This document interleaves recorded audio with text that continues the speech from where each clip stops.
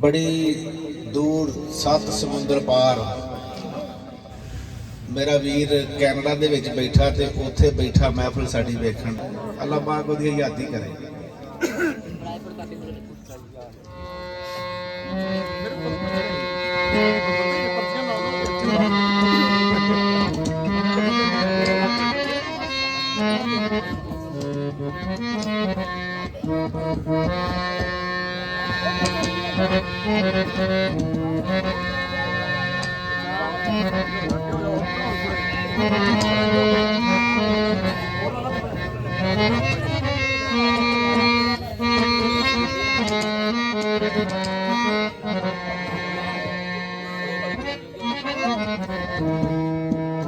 वीर ने ते रांझे ने जो रौले पै गए,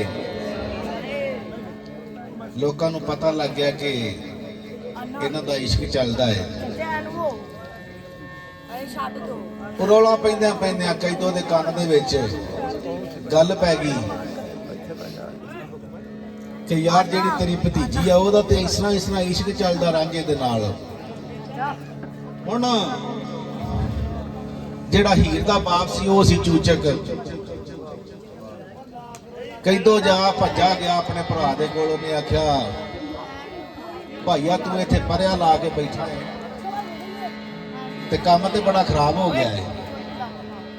उन्हें आख्या की? उन्हें आख्या अपनी हीर जेहड़ी है ना ओहदा इश्क अजे इन्नी गल की। उन्हें आख्या चुप कर जा तू। उन्हें आख्या भंग दा प्याला तू पी लेना, पता तेन लगता कोई नहीं गा। हुण परे अगे बैठी सी उन्हें मुतमन करने की खातर जिन्हें रौला पाया उन्हें ठा देना जे हिसाब नाल।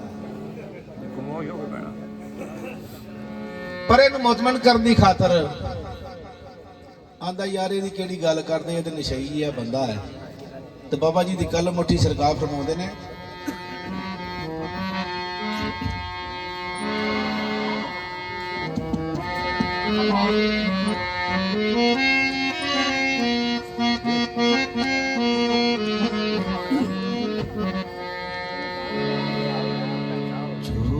के अखिया कुड़ियां करे गल्ला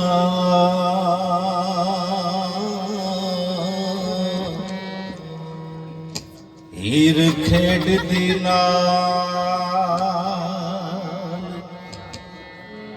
सहेलियां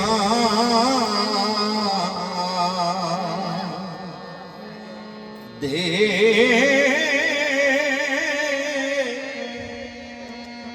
पिंगा पाके सैया दे नाल जुटे।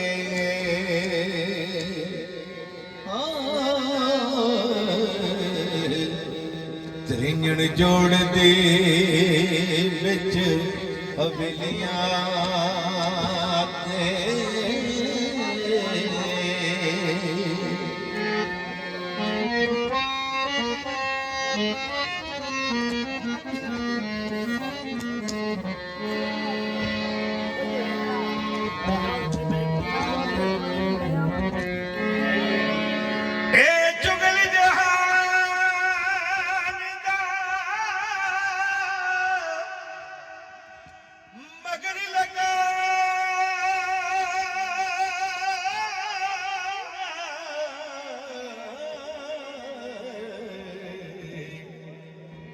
फकर जान दिओ नाल सैलियां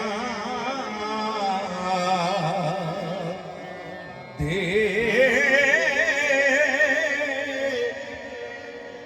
कदी वांग मदानियां पंग गोटे।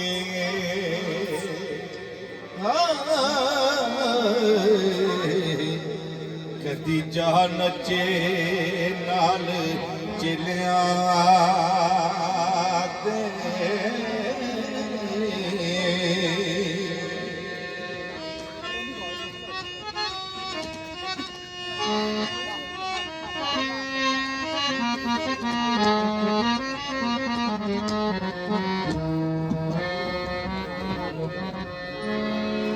कदे चूड़े दे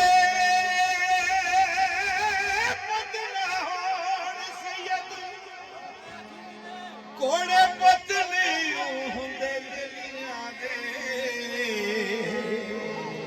ਵਾਰਿਸ ਸ਼ਾਹ ਫਕੀਰ ਨਾ ਹੁਣ ਹਰਗਜ਼